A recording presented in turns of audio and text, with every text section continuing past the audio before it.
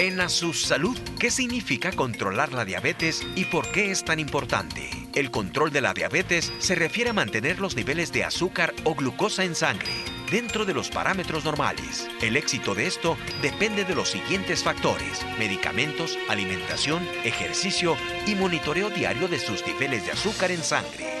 En el estudio de los especialistas, el doctor Luis Arturo Gómez, médico internista, nos explica cómo podemos prevenir y controlar la diabetes. En Asus Salud, entérese qué es el reflujo gastroesofágico. La enfermedad por reflujo gastroesofágico, ERGE, ocurre cuando un músculo al final del estómago no se cierra adecuadamente. Eso permite que el contenido del estómago regrese o haga reflujo hacia el estómago y lo irrite. Pueden aparecer síntomas como sensación de ardor en el pecho o la garganta denominada acidez. También puede tener ERGE sin tener acidez estomacal. Los síntomas pueden incluir tos seca, síntomas de asma o problemas para tragar. En el estudio, el doctor José de Jesús Trujillo Casillas, especialista en endoscopía del aparato digestivo en el Hospital Country 2000. Además, entérese hoy en Asus Salud qué es la hipertensión pulmonar y cuáles son los síntomas. Es una enfermedad poco común en la cual las arterias que llevan la sangre del corazón a los pulmones se vuelven más angostas de lo normal, elevando los niveles de la presión en las arterias, lo que causa que aumente el tamaño del corazón y con el tiempo desarrollar insuficiencia cardíaca. La hipertensión pulmonar ocurre en individuos de cualquier edad. En Asus Salud, el doctor José Pascual Salas Llamas, cardiólogo clínico intervencionista. Bienvenidos a Asus Salud, el programa de los especialistas.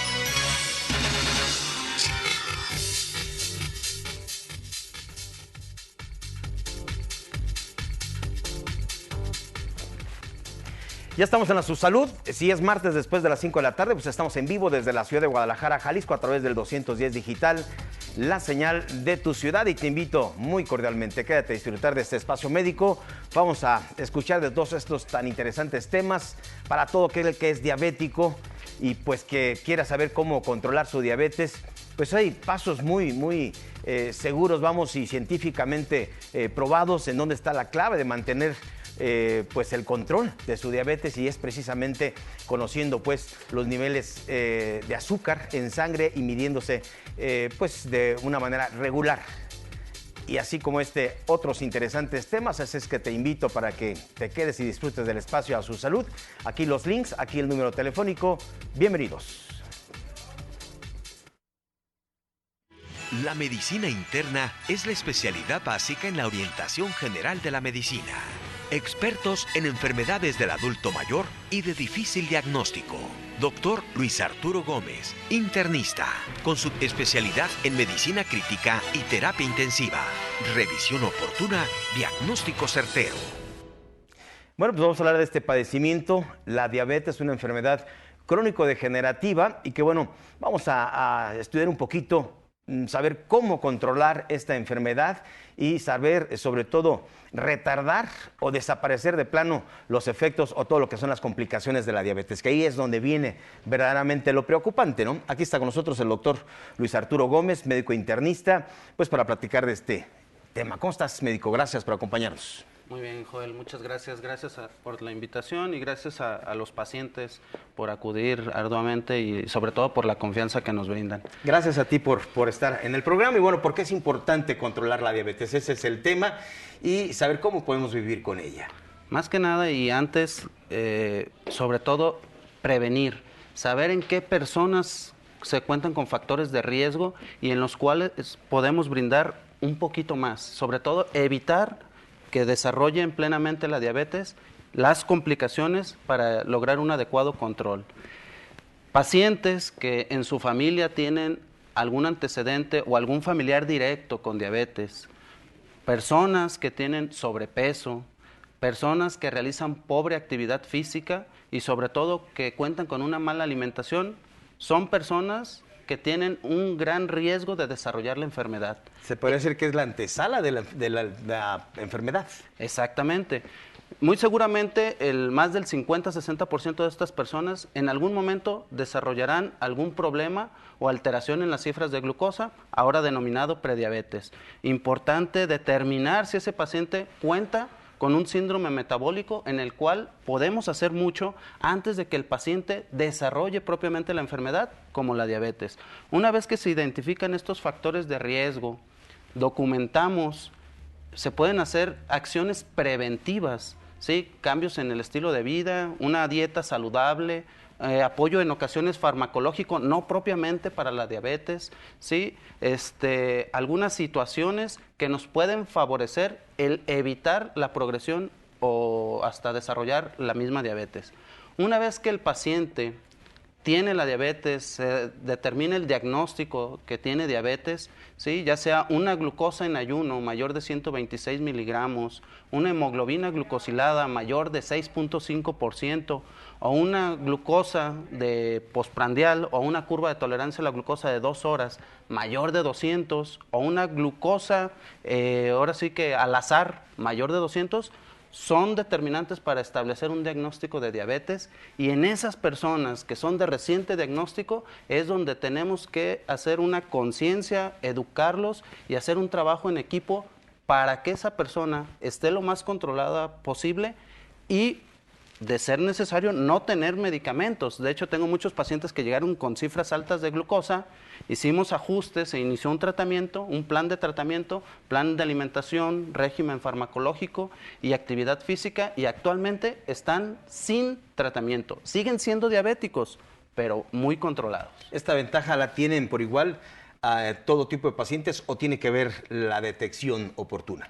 Bueno, no es lo mismo que tengas una evolución de 10 años y que realmente ya tengas problemas relacionados a la diabetes, en los cuales sí se complica un poquito más lo que es el control, más no es imposible, a que tengas un diagnóstico temprano, ahora sí que nos apliquemos y se logre revertir lo que viene siendo la intolerancia o la resistencia a la insulina, y en el cual el paciente llega a tener cifras de glucosa normal. Hay que tener en cuenta, los pacientes, muchas veces llegan los pacientes y dicen, oiga doctor, ayer tuve 80 de glucosa, hoy tengo 105 de glucosa, ¿por qué es tan fluctuante?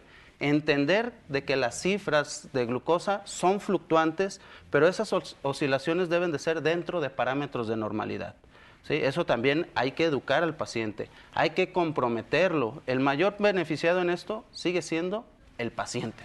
Oye, doctor, ¿y qué hacer entonces? Digo, aquí entre nos, ¿cómo responde el paciente? Sabemos que esta es una enfermedad de disciplina, totalmente disciplina, lo que pues difícilmente tenemos, ¿no? Mira, realmente uno es disciplina y número 2, compromiso. Porque puedes tener la disciplina, los pacientes creen que la diabetes puede ser como una gripa, una neumonía, de que te vas a tomar el tratamiento y te vas a curar.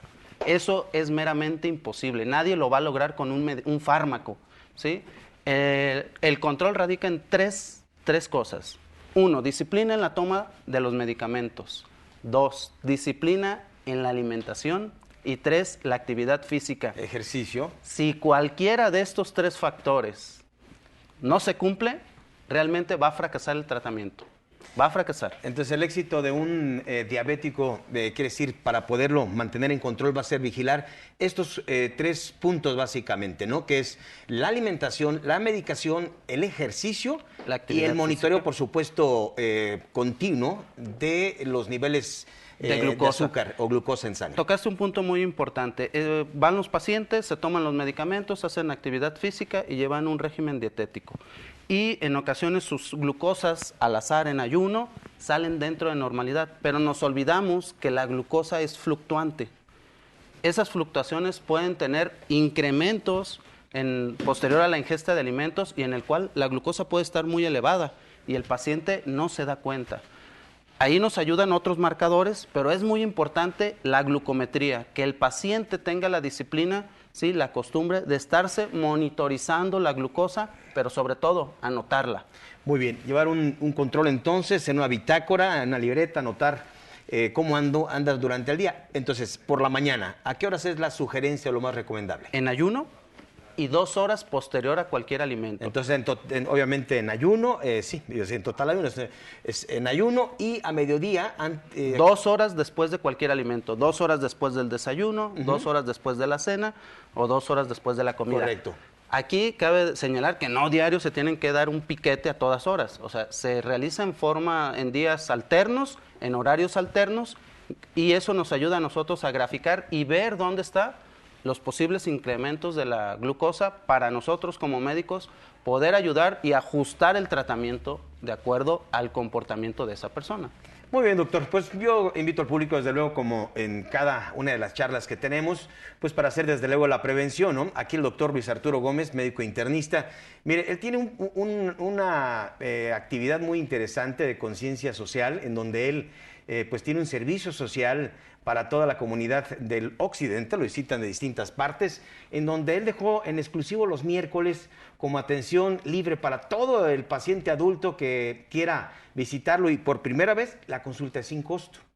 Bueno, cualquier otro día, bueno, hay una promoción especial para todos aquellos. Esto es también con el fin de crear conciencia, despertar desde luego la responsabilidad en enfrentar este padecimiento, esta enfermedad crónico-degenerativa, que bueno, ya no nos dio tiempo de platicar de lo que son los efectos o el impacto que tiene el padecimiento. Y bueno, para hacer prevención, el doctor pone cualquiera de los días que usted vaya y que haya sido detectado con diabetes, bueno, pues se va a obsequiar un glucómetro, con el fin de que se puedan monitorear, o con el fin de que puedan llevar un seguimiento como usted lo ha indicado. Exactamente. Aquí sí recalcar, hacer hincapié en que sean personas comprometidas en querer tener un adecuado control. ¿Sí? No nada más es ir por un glucómetro, tenerlo, la verdad no te sirve de nada. Hay que usarlo en forma adecuada, hay que tener la disciplina de tener tu dieta, de realizarte el monitoreo en forma adecuada, y esto con el compromiso de brindarte una mejor calidad de vida, tener un adecuado control y evitar complicaciones. Muy bien, doctor. Pues esta invitación entonces es para la consulta ordinaria, por si usted va a consulta, bueno, ya de entrada sabe de que si tiene diabetes, el glucómetro va a ser cortesía del doctor Luis Arturo Gómez Hernández para todo aquel que se quiera, simplemente que se quiera, ¿no, doctor? Hay quienes no se quieren y no quieren cuidarse. Bueno, aquel que se quiera con cine, a pesar de glucómetro, siguen igual. Siguen igual, ¿no? Entonces, pero es una herramienta vital para importante. poder llevar un adecuado control. Sí, claro, usted se checa en la mañana, sabe cuánto trae de azúcar en sangre y ya sabe si le entra al atolito, al pastel o qué sé yo, ¿no? Y hay un control y puede disfrutar. Doctor, gracias, como Juan. siempre, un placer. Muchas gracias. Aquí los teléfonos 3823-1001 y 1002, aquí en Guadalajara, Jalisco, en el centro del Río Guadalajara.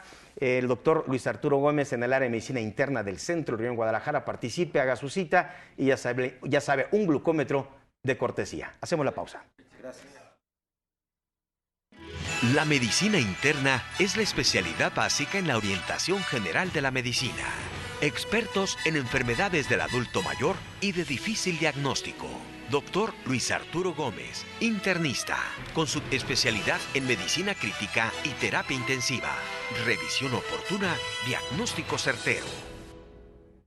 Del Hospital Country 2000, hoy nos acompaña el doctor Jesús Trujillo. Vamos a platicar de un padecimiento, enfermedad por reflujo gastroesofágico. Y bueno, platicaremos de cómo debemos de, primeramente, tratarla, qué debemos hacer, pues para desde luego erradicarla. ¿Cómo está, doctor? Bienvenido al programa de los especialistas. Es un placer estar aquí nuevamente con todos ustedes. Qué gusto tenerlo de nueva cuenta. Ahora nos acompaña el Hospital Country 2000. Y bueno, es grato desde luego poder platicar con buenos amigos. Gracias por acompañarnos, doctor. Es un gusto. Platiquemos de esta enfermedad. La enfermedad es enfermedad por reflujo, agruras. Hay quienes le dicen acidez estomacal, en fin, pero su enfermedad es enfermedad por reflujo gastroesofágico. Así es, mira. Efectivamente, la población general, un gran porcentaje de ellos no entiende todavía el concepto y lo confunde. Hablan de acidez, ya algunos hablan de reflujo como tal, pero la labor más importante para nosotros los médicos que estamos en el ramo es ir aclarando los conceptos, porque es muy importante que el paciente entienda qué significa reflujo, por qué tiene reflujo, cómo lo identificamos y cómo lo vamos a manejar. Para eso estamos aquí.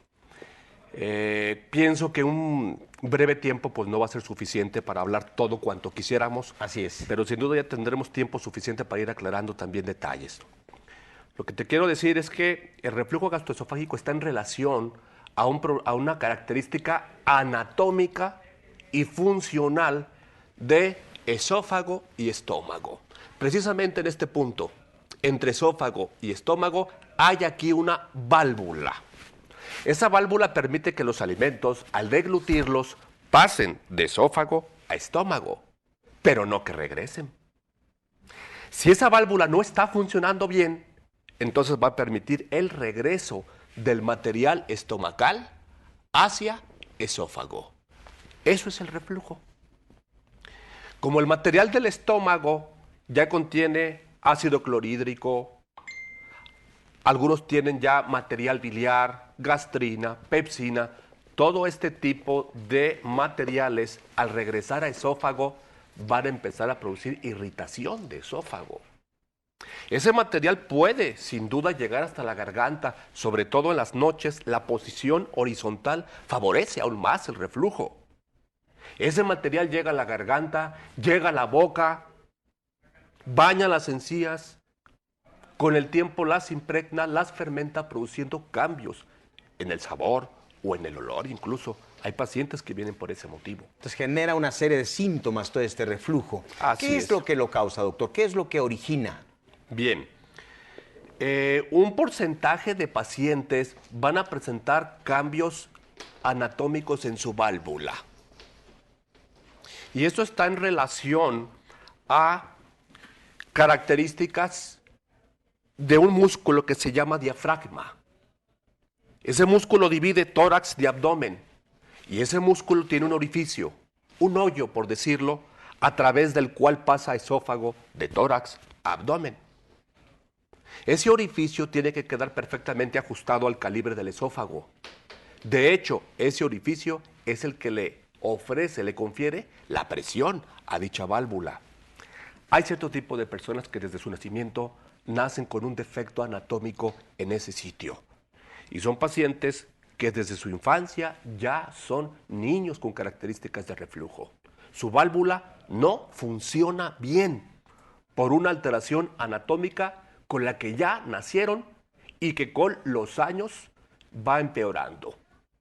Obviamente esto tiene tratamiento, ¿no, doctor? Una válvula que no está en la posición ideal, que no tiene la longitud ideal y que no tiene la presión ideal. Esas son las tres características de la válvula. Estas personas nacen con una alteración, con un defecto en esas características y desde niños son pacientes con reflujo. Y los síntomas van a ser pues, muy similares, ¿no? Porque hay quienes sufren de ERGE, de enfermedad por reflujo, pero sin algunos síntomas como ese ardor en pecho, ¿no? Bien. Otra cosa que hay que comentar, que hay un gran sector de la población que no tiene alteraciones anatómicas en esa válvula. Hacemos, de hecho, estudios para vigilar, para diagnosticar las características. Y lo que pasa con estas personas es que tienen una malfunción de la válvula por características de tipo higiénico-dietético. El consumo de alcohol, el consumo de tabaco afloja la válvula. Malos hábitos de tipo higiénico-dietético, comer abundante y repletar el estómago, comer abundante y acostarse, comer abundante y hacer ejercicio, condiciona reflujo. A ese reflujo le llamamos reflujo fisiológico o reflujo tipo 1 para que mejor lo entiendan. Es un reflujo circunstancial que obedece a una mala característica alimenticia, de acuerdo a un mal hábito del propio paciente. El propio paciente provoca su reflujo. Es un reflujo circunstancial. Si nosotros modificamos las características de los hábitos higiénico-dietéticos de ese paciente, modificamos el reflujo. Entonces tiene que ver con nuestro estilo de vida, tiene que ver desde luego con la genética. Bueno, algunas ya a veces lo trae uno por herencia, ¿no? Claro. O algunas alteraciones, como usted lo mencionaba, doctor. ¿Y cuál es el diagnóstico? ¿Cómo se diagnostica esta enfermedad? Mira, hay pacientes, debo comentarlo, que presentan reflujo de tipo patológico, es el reflujo tipo 2. Esos pacientes, desde que se presentan a la consulta, ya tienen características típicas de reflujo. Los 3 síntomas típicos de reflujo es pirosis. Piro significa fuego, caliente, quemante. Y esos pacientes perciben, después de comer, una sensación ardorosa, caliente, quemante en el pecho. Le llaman acidez. Nosotros le llamamos pirosis. Otro grupo de pacientes que también tienen pirosis, el material de reflujo les llega a la garganta y ahí perciben el sabor ácido, agrio o amargo, la famosa agrura. Otro síntoma, disfagia. El paciente come y al deglutir y pasar el alimento, percibe una sensación de dificultad al paso del alimento. Sensación de cuerpo extraño. El paciente tiene una sensación como de atoramiento, así lo percibe.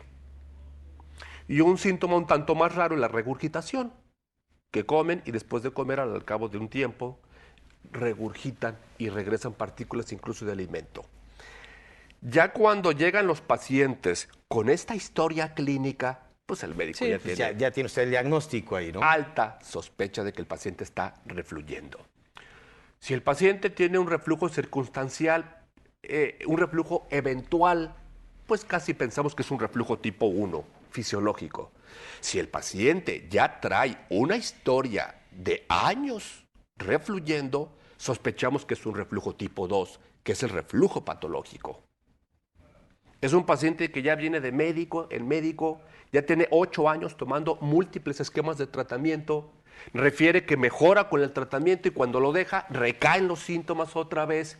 Ya pensamos por la historia de este paciente que se trata de un reflujo tipo 2 y en el reflujo tipo 2 están los cambios anatómicos que ya mencionamos, la hernia yatal incluso, y son pacientes con alta posibilidad para deberse operar. Entonces esas son las complicaciones de un reflujo no tratado. No, son los síntomas. Son síntomas también. Sí, de un reflujo tipo 1, de un reflujo tipo 2. El tipo 1 es el fisiológico, el tipo 2 es el patológico. Lo digo así para que lo entiendan de mejor manera. ¿Cómo lo diagnosticamos? Hacemos una buena historia clínica, analizamos perfectamente los síntomas que el paciente refiere y realizamos una endoscopía.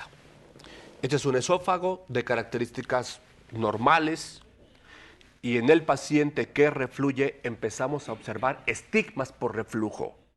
Allá empezamos a observar procesos inflamatorios, procesos erosivos, ulcerativos, cambios en el tejido como es el esófago de Barrett, por ejemplo, que es una esofagitis ya grado 4.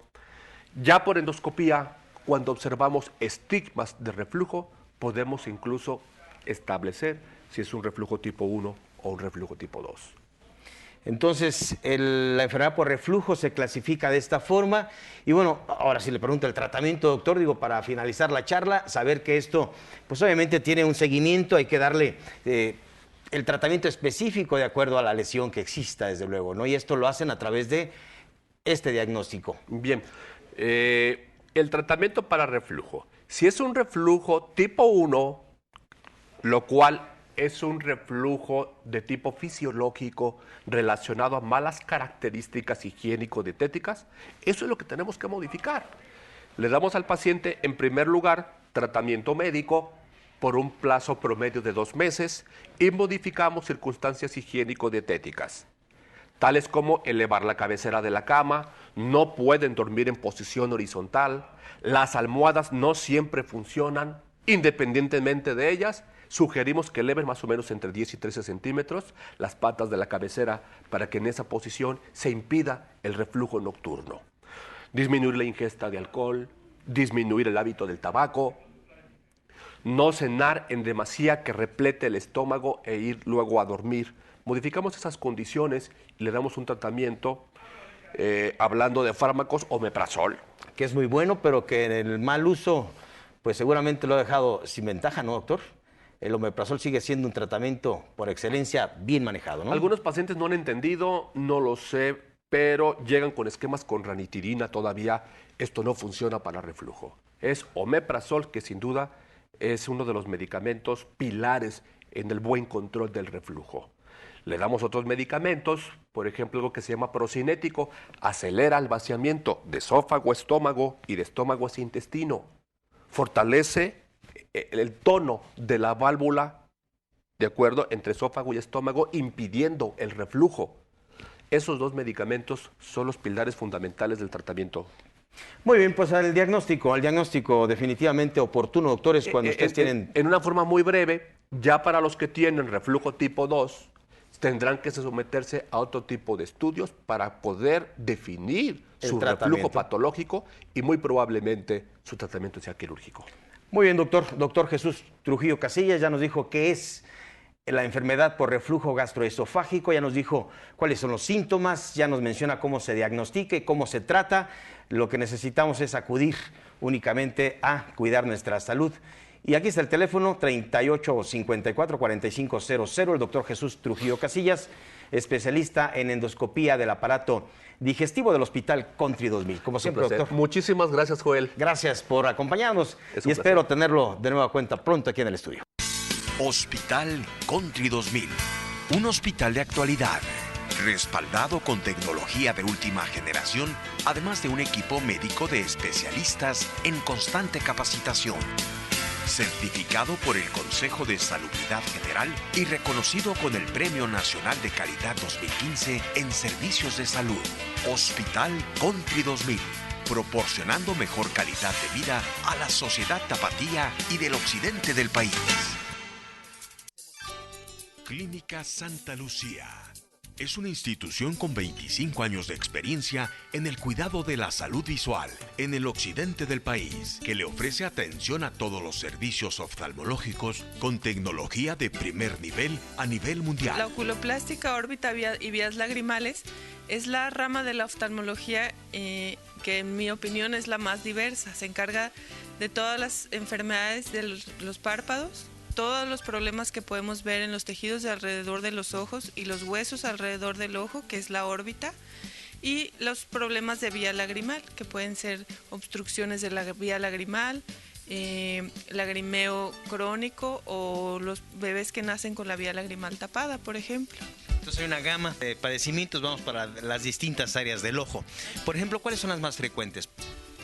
En cuanto a los párpados, lo que vemos más frecuentemente son malposiciones de los mismos. Esto puede ser que el párpado no está directamente posicionado sobre la superficie del ojo, es decir, está separado de la superficie del ojo y eso nos ocasiona un lagrimeo constante. O en el párpado superior, la tosis. La tosis es cuando se separa el músculo que se encarga de abrir el párpado y el párpado está todo el tiempo cerradito. Estas son dentro de lo que es padecimientos de los párpados en oculoplástica. ¿Qué otros padecimientos? Podemos ver también dentro de los párpados, por ejemplo, tumores de los párpados que pueden ser cáncer de piel o algún otro tipo de tumores. Y dentro de la órbita podemos ver frecuentemente fracturas después de algún traumatismo o algún golpe, específicamente en los pacientes entre los 10 y los 25 años, en los que como que el juego y todo esto es mucho más brusco, vemos lesiones o traumatismos que pueden ocasionar fracturas de la órbita. Para esto, desde luego, se requiere de un soporte en caso de ser procedimientos quirúrgicos. Sí, no todas las fracturas son quirúrgicas, pero sí hay que valorar que los tejidos, específicamente el nervio óptico, no estén sufriendo y necesitemos hacer una cirugía para corregir esta fractura. Pues la especialidad en oculoplástica, en órbita, en vías lagrimales, es muy frecuente también en niños, por ejemplo, la cuestión de vías lagrimales, doctora. Así es, nosotros vemos frecuentemente obstrucciones congénitas de la vía lagrimal. Los bebés que normalmente tienen permeable la vía lagrimal, por alguna razón nacen con la vía lagrimal obstruida y en esos casos hay que hacer una cirugía para poderla destapar. ¿Cómo poder detectar cuando hay un problema lagrimal en un infante en casa, por ejemplo? Nosotros lo detectamos a partir de la segunda semana de vida, ya que las primeras 2 semanas no hay una producción de lágrima. Entonces nosotros empezamos a notar que los bebés tienen lagrimeo constante, que puede ser de un ojo o de los dos, generalmente es solo de un ojo. Y después del mes podemos ver secreción constante. Las mamás vienen diciendo que todo el tiempo tienen lagaña y secreción porque se acumula la lágrima y esta se infecta. generalmente se destapa solita, pero hay que estar con un tratamiento antibiótico y un tratamiento para vaciar el saco lagrimal para que las mamás no tengan el problema de la secreción todo el tiempo, pero sí es bastante común. ¿Con qué periodicidad o regularidad debe de visitarse al oculoplástico en este caso, doctora? En estos casos, los bebés, en cuanto detectamos el problema, la mamá tiene que acudir a revisión para que podamos decirle cómo es el manejo en los primeros 6 meses de vida en los que no se realiza ningún tipo de cirugía. Y después de esto, después de la primera revisión, hay que estarlos revisando cada mes para checar que no haya infecciones o si ya se destapó la vía lagrimal por sí sola. Bueno, pues estos son los tratamientos y esta es la atención médica de especialidad para la oculoplástica, para órbita o vías lagrimales aquí en Clínica Santa Lucía, la doctora Laura Ruiz García. Doctora, pues muchísimas gracias por esta información. Gracias, Joel. Clínica Santa Lucía es una institución con 25 años de experiencia en el cuidado de la salud visual en el occidente del país, que le ofrece atención a todos los servicios. Vamos a platicar con el doctor José Pascual Salas Llamas, él es cardiólogo clínico intervencionista, nos acompaña de la unidad de diagnóstico y intervencionismo aquí en Guadalajara, pues para platicar de este interesante tema. Es un tema muy importante, la hipertensión pulmonar es una enfermedad de difícil diagnóstico, es una enfermedad que se tiene poca investigación, hay pocos especialistas tal vez que puedan tratar esta enfermedad y bueno, es una enfermedad de la que debemos tener pues cuando menos información general para que cuando sospechemos de ella, pues acudir a los médicos que puedan tratarla. Nos acompaña el doctor Salas, le digo, y vamos a desarrollar este tema. Bienvenido, doctor. Platiquemos de la hipertensión pulmonar. Gracias por acompañarnos. Joel, buenas tardes. Pues sí, hablando de la hipertensión pulmonar, es una enfermedad que aumenta la presión dentro de las arterias pulmonares.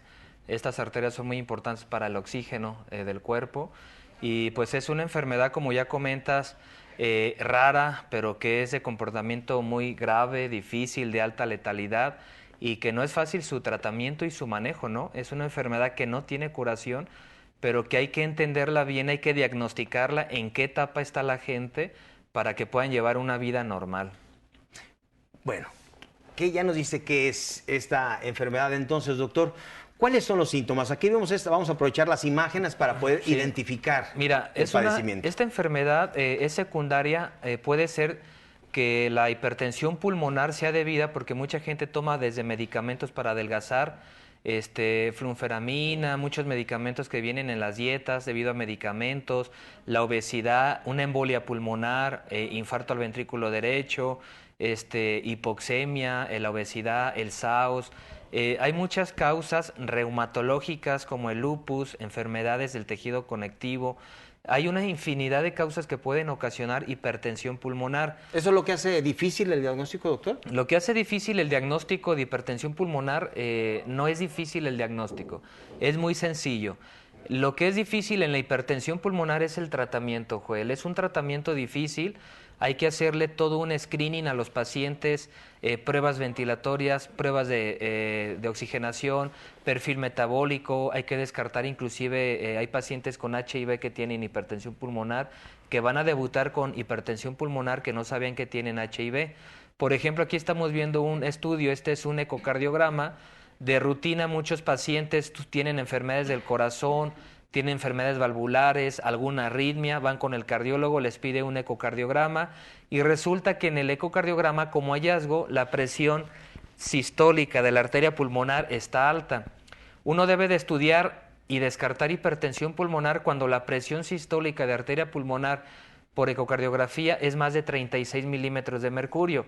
Este es un corte porque esta insuficiencia tricuspidia que permite valorar la presión sistólica de la arteria pulmonar pues nos va a decir qué pacientes están en riesgo. En el eco hay que ver la dilatación de cavidades derechas, el ventrículo derecho, la aurícula derecha, la rama pulmonar, el tronco de la pulmonar. Todo esto se puede ver en un ecocardiograma. Entonces es el diagnóstico para... Esto ya es parte del diagnóstico de la hipertensión arterial pulmonar. La semana pasada comenté algunos casos de embolia pulmonar y comentábamos que la embolia pulmonar puede dar hipertensión pulmonar. Vimos un caso de una señora con embolia pulmonar que tuvo también un infarto al corazón y que ahora crónicamente está con una hipertensión pulmonar moderada. Entonces es muy importante ver los factores de riesgo, qué es lo que tuvo la gente, porque la hipertensión pulmonar te va a ocasionar síntomas incapacitantes, fatiga, falta de aire, mareos, desmayos, arritmias, dolor de pecho. Cada vez tienes más dificultad para caminar, cada vez caminas menos, cada vez te agitas más. Entonces, lo que veíamos ahí el monito caminando, pues es la famosa prueba de los 6 minutos, esa prueba de ponerte a caminar 6 minutos para ver qué tanto caminas, cuánto baja tu oxigenación, cuánto baja la saturación de oxígeno. Pues es muy importante porque eso nos da un pronóstico, eso nos va a decir tu riesgo, tu pronóstico, si es bueno, si vas a responder o no al tratamiento, ¿sí? Más adelante vamos a ver otras imágenes en el que ya cuando la gente tiene síntomas importantes de hipertensión pulmonar, pues ya tenemos que detectar, confirmar la hipertensión pulmonar. La hipertensión pulmonar podemos verla, aquí estamos viendo una radiografía de tórax, simplemente ver la vasculatura pulmonar, las dos ramas pulmonares, tanto del lado derecho como izquierdo, vamos a ver el ventrículo derecho, si hay congestión pulmonar. Si aquí hay alguna alteración, tenemos que pedir algún estudio más para confirmar, como es el ecocardiograma que ya estábamos hablando anteriormente. Vamos a medir la presión sistólica de la arteria pulmonar, qué tan alta está. Aquí estamos viendo un caso de un paciente pues, con una hipertensión pulmonar, con una presión sistólica alta, dilatación de cavidades cardíacas derechas. Y pues bueno, hay que confirmar el diagnóstico, a veces esto es suficiente, dependiendo, es claro decir los medios económicos de cada paciente, pero tenemos la resonancia magnética, esta es una imagen por angiotomografía, esta es una resonancia magnética. Actualmente tenemos formas, medios tecnológicos muy buenos para decirle a la gente, dar un diagnóstico preciso, totalmente correcto y así dar un tratamiento pues adecuado. Entonces, todos estos estudios, doctor, son para determinar el tratamiento, dice usted. Todos estos estudios, Joel, son para primero confirmar desde luego, y ver el grado de hipertensión pulmonar que tiene un paciente, si es leve, moderado, severo, y todo esto nos va a ayudar para ver si el paciente, cuál va a ser su pronóstico. Y es por eso entonces, dice usted, que es porque se complica, vamos, el tratamiento es lo... Así es. En donde viene aquí la importancia de todo esto, ¿no? Sí, cuando alguien ya se confirma hipertensión arterial pulmonar, lo más difícil tener un caso idiopático. La hipertensión pulmonar va a ser primaria o secundaria o idiopática. En general esa es la clasificación más sencilla. Idiopática nunca se va a llegar a saber cuál es la causa. Primaria, tienes hipertensión pulmonar, es importante la genética, la herencia, hay que hacer una historia clínica extensa, adecuada, hay que hacer una exploración del paciente bien. Hipertensión pulmonar secundaria es secundario a cualquier causa, del corazón, reumatológicas, medicamentos, cualquier causa que te ocasione hipertensión pulmonar. ¿Cuál es el diagnóstico definitivo? El que es el gold estándar, el de elección, es el cateterismo cardíaco derecho. Haces un cateterismo cardíaco derecho y te permite diagnosticar con precisión hipertensión arterial pulmonar. Esto aparte hacemos pruebas de vasorreactividad. Si tú me dices, doctor, yo voy a responder al tratamiento, pues el cateterismo derecho es muy bueno porque vamos a hacer pruebas de reactividad pulmonar. Vamos a ver si tú vas a responder o no al tratamiento, si baja pues la presión pulmonar más del 10%, aumenta la saturación de oxígeno, simplemente el ponerte oxígeno durante el cateterismo, darte algunos tratamientos, medicamentos, adenosina, ilprostol, Bosentan, algunos vasodilatadores, calcioantagonistas. Es decir, tenemos que hacer pruebas de reactividad para ver si tú vas a responder o no. Esta es la ventaja del cateterismo derecho, para ver si vas a responder. Muy bien, pues como escuchamos, entonces hay formas de tratarla según la evolución, según el grado o la clasificación del padecimiento, es el tratamiento, ¿no, doctor? Así es, Joel, totalmente. Vamos a invitar al público para que, pues bajo estas sospechas, ya mencionaba usted los síntomas característicos, doctor, que muchas veces se puede confundir con, como usted lo menciona, con otras enfermedades, pero vamos a estudiar el padecimiento es lo más importante. Esto es algo importante que acabas de decir, porque a veces se confunde con alguna otra enfermedad. Hay gente que tiene fatiga, mucha fatiga, falta de aire, y el corazón izquierdo, arterias coronarias, todo está normal, no hay nada. Hay gente con diabetes, con enfermedades del pulmón, como los fumadores crónicos, un enfisema pulmonar, y tampoco tienen hipertensión pulmonar. Tú le mides la presión de arteria pulmonar y está en 35, 40, al caso una hipertensión pulmonar leve, acaso. Pero hay gente que no tiene nada, solamente se embaraza y resultó que tiene una hipertensión pulmonar moderada severa. Es bien importante decir que gente con hipertensión pulmonar deben de evitar, pues de preferencia, volar, es un riesgo, embarazarse es un riesgo, ir a alturas, a lugares altos es un riesgo para complicaciones.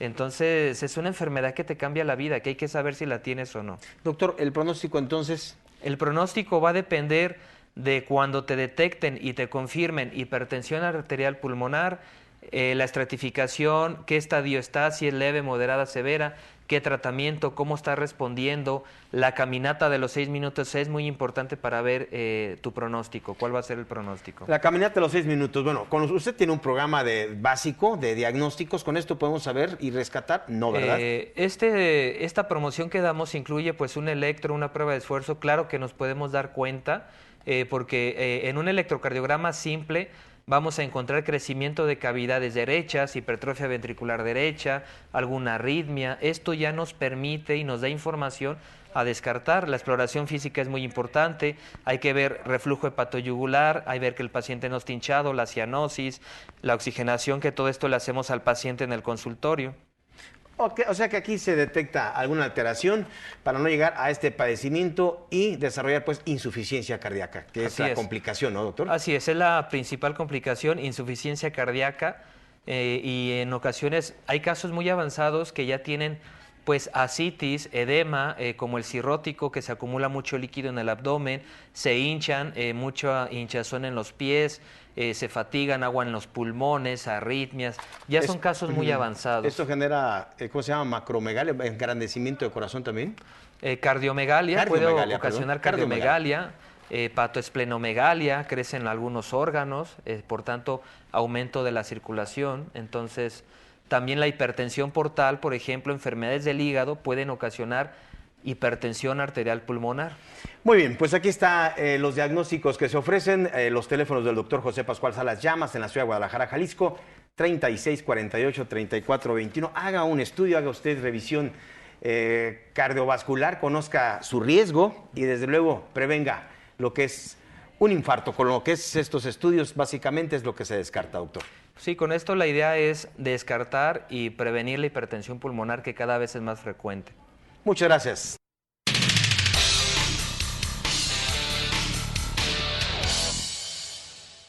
Nefrotips. En nuestra sección de Nefrotips queremos dejarte 5 de las 10 principales razones para cuidar nuestros riñones.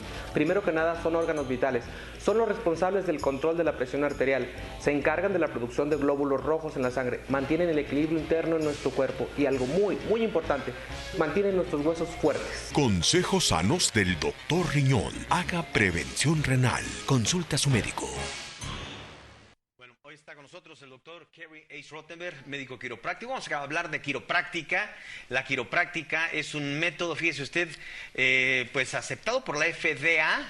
De hecho, es el tratamiento, lo reconoce, vamos, como una guía para tratamiento del dolor de columna, o sea, todo lo que es la manipulación de columna antes de la cirugía. Y está reconocida. Y está con nosotros el doctor Kerry Ace Rottenberg, médico quiropráctico. ¿Cómo está, médico? Gusto verte, excelente. Gracias por acompañarnos. Y bueno, platiquemos qué es la quiropráctica. De repente hay confusión, se cree que la quiropráctica no tiene bases científicas. A veces hay quienes puedan confundir entre este procedimiento y la ortopedia o la traumatología, por ejemplo. Sí. Platícanos. Siempre con mis nuevos pacientes, una pregunta. ¿Ha visitado un médico quiropráctico antes? Y dice, oh sí, claro. ¿Qué consiste su tratamiento? Me inyecto, da mi medicamento. Inmediatamente es obvio que el paciente es poco confuso, porque nosotros no recomendamos medicamento ni cirugía. Claro, es un método conservador. Sí, siempre es la más grande profesión en el área de su salud. No uso medicamento ni cirugía. No, obvio, la gente necesita esto. Yo tengo varios colegas para recomendar. Si tú necesitas cirugía en su espalda, no puede ayudarle, voy a llamar a mi amigo, mi ortopedista, mi traumatólogo, que ese es el caso para usted. O personas necesitan cirugía en su rodilla, la cadera, etc. Pero la mayoría de la gente tiene problemas crónicos, dolores crónicos. Y quiropráctica es una profesión muy grande en el mundo. En Estados Unidos somos 60,000 médicos quiroprácticos. En México menos, pero es nuevo aquí en México. En casi todos los países en el mundo hay un médico quiropráctico. Pero se requiere desde luego de un dominio, de un conocimiento, de un estudio, de una preparación. La quiropráctica tiene sus bases científicas y bueno, tú egresas de la Universidad de California. Yo tuve 8 años de educación, mucho. Yo empezó hace muchos años y tú sabes, yo tengo, 36 años de experiencia en Estados Unidos y México. Los últimos 8 años estuve en México, la mayoría del tiempo en Acapulco, DF en Polanco, en los últimos 2 años aquí. Yo tengo 3 sucursales, tengo ayuda, tengo otros médicos conmigo, tengo fisioterapeutas, tengo un equipo multidisciplinario, pero el clave es para encontrar causas ocultas de los pacientes que nos vemos y enfocamos en la causa en vez de solo los síntomas. Sí, tratan la causa y no los síntomas. Sí. Dime una cosa, médico. El manipular la columna tiene un riesgo y tiene en manos no expertas hay un riesgo, en manos no experimentadas hay un riesgo. ¿Cuáles son estos riesgos? Sí, casi nada. En Estados Unidos, por muchos años, yo pago seguros para malpráctico. Y sabes que en mi profesión pagamos lo menos de todo. Menos dentistas, un neurocirujano va a pagar mucho, un ginecólogo mucho, y nosotros pagamos muy poco. Por la baja incidencia, el riesgo. El riesgo es mínimo. No, es casi imposible. Sí, y mi pregunta... Hay accidentes con manipulación, pero es cuando una persona no tenga capacitación o quiere ir a su casa, yo puedo esto. No, es muy peligroso. Ajá, a eso me refería. ¿Cuál es el riesgo ahí? ¿Qué tan peligroso es de que alguien manipule, que no tiene el conocimiento ni la experiencia, que no es quiropráctico, etcétera? Accidentes con los cervicales y infartos es muy serio. O sea, te pueden provocar una subluxación sin tenerla. Sí, una subluxación se define como uno o más vértebras desviadas y pesa con los nervios. La única profesión que puede detectar, identificar, buscar y encontrar una subluxación en tu columnar o cualquier persona es un médico quiropráctico. ¿En qué causas, en qué situaciones la quiropráctica está perfectamente indicada? Yo tengo una ilustrado arriba en la pantalla. Sí. Aquí. Como te dije, dolores crónicos. Cualquier problema más de 3 meses se define en el mundo dolores crónicos. Después de un accidente, yo vi mucha gente con latigazo. Con el collarín. Es exactamente opuesto que necesitamos hacer. Necesitamos movilidad, no inmovilidad. Es muy importante después una leve golpe, llámanos, porque una poco accidente puede resultar en mucho dolor. ¿Por qué? Accidentes de deportes. Sí, deportes. Fútbol es muy popular en México. Y problemas puede ser en el cabeza, de cuello, espalda. Okay. Caídas. Ese es el estrado. Estás, sí, es muy clásico el resbalón. Homer tiene caída. Cuando una persona trabaja muy fuerte y carga algo pesado, equivocado, malas posturas. Mucha gente sentada todo el día tiene dolores crónicos en la espalda. Tenemos un estudio en nuestro 3 sucursales, se llama escaneo de nervios. Eso es inofensivo, es computerizado, instantáneo. Con esto podemos identificar exactamente el problema en la columna. En este es un estudio, por ejemplo.